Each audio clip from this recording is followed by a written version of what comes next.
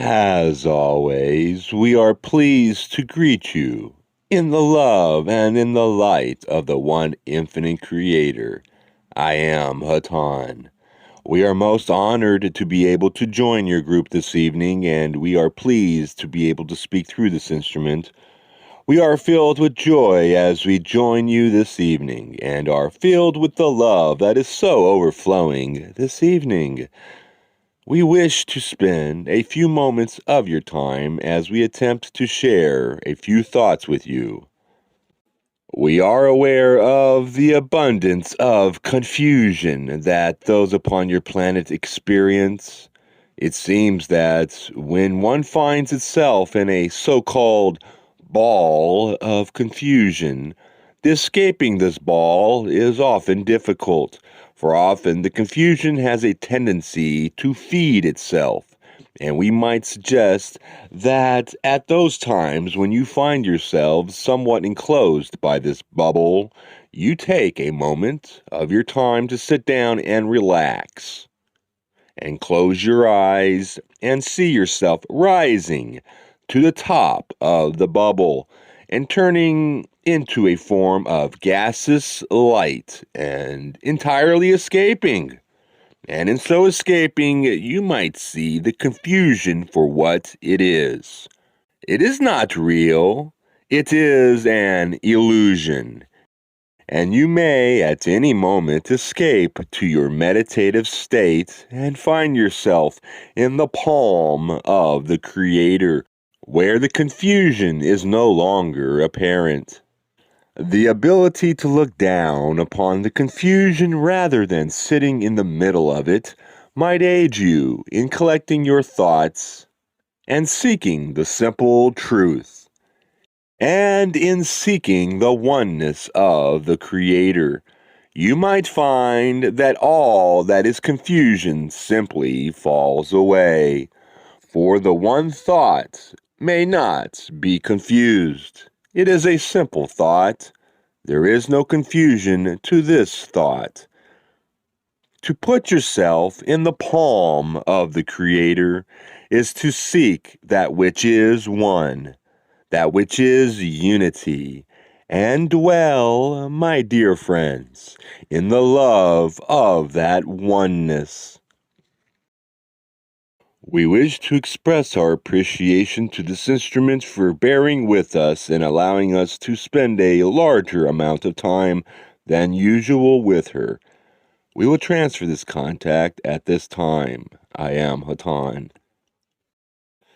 I am Hatonn, and greet you once again through this instrument in love and in light. It is a great privilege to use each instrument, and we do thank each and thank you for calling us and allowing us to share our thoughts with you. Those of you who call us are confused, troubled, and disturbed. My friends, it is quite often those who do not call us and are not yet ready to listen to what we have to say that are not at all disturbed, confused, or troubled by the mysteries of those things which are evident to anyone with the eyes open. For this reason, let us tell you a bit about our own feelings about our mission at this time among your peoples. We attempted earlier in what you would call your century to contact individuals, governments, societies, and people of influence because we were quite aware that this particular third density planet was not only ready for harvest, but was also capable of a great deal of destruction. And by this we refer to the atomic bomb, as you have called it. We found our attempts to be far less than satisfactory. We found that those in power among your peoples were not those peoples whom we indeed needed to contact. We found that our concepts, our very being, had a different meaning for them than for those who are seeking. We found that you have developed within your planetary societal web a system of unfriendly companions, each of which chose to put the heart of the sphere with which he identified above the care of the whole of the sphere with which we identify. We are those of Hatonn. That is not our hometown or our country, as this instrument would call it, nor our state, nor province, or parish, or country, or nation. We are those of a planetary consciousness. We speak to those who realize that there is one consciousness, and that this consciousness is equally available and useful to all those upon your planet. We have chosen to serve in the Confederation of Planets in the service of the Infinite Creator by sharing our thoughts with groups such as your own, who call out to us. This is our service and our pleasure, and our beings thrill with the joy of being able to serve you, for you are ourselves. Just so, my friends, you are we, and we all are the Creator. To put it in quite another way, the unimaginable vastness and complexity of the universe is honed on the sharpness of the one thought, and that is love. That word, love, has been greatly harmed by overuse among your peoples, so that when we say that all is love, it may not mean what we wish it to mean. Therefore, we try to find infinitely various ways of saying that all is light, that all is one, that all is the Creator, that all that you have to do within your illusion is service each other, for in serving each other you serve the Creator. We wish to move back now to the confusion of which we spoke earlier. This confusion is a tool much like a saw or a hammer. It is the thing which you may grasp about yourself and about your life at any given moment. Normally, it is confusion. You use a saw to saw wood. You use a hammer to nail things together. You use your confusion to work upon yourself, for you in the midst of that confusion are waiting to learn from that confusion. You are waiting for that trouble to bubble up until you escape. Look back and learn from your experience. The rapidity with which you learn from this experience, from this confusion, will depend upon your willingness to work with yourself.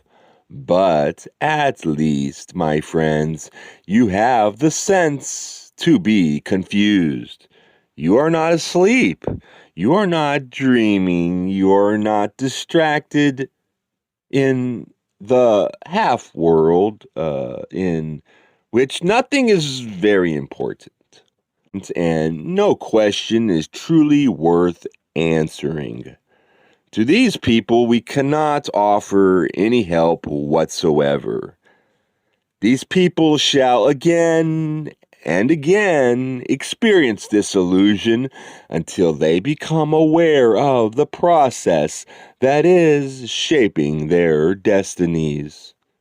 We do not suggest to you that a, shall we say, trouble bubble is an easy thing to completely and utterly solve, to rise above, to understand. We say only to you that the love and the light of the infinite Creator is with you in your attempts to balance your confusions, to gain objectivity, and to learn. What a fine tool confusion is, my friends. What a wonderful illusion you have. We are aware that you would prefer the security of simple rules, and there is only one simple rule, and that is to love wholly and freely and without reserve. But, my friends, it takes a lifetime for each entity to choose the manner by which it shall show love and to whom it shall be given.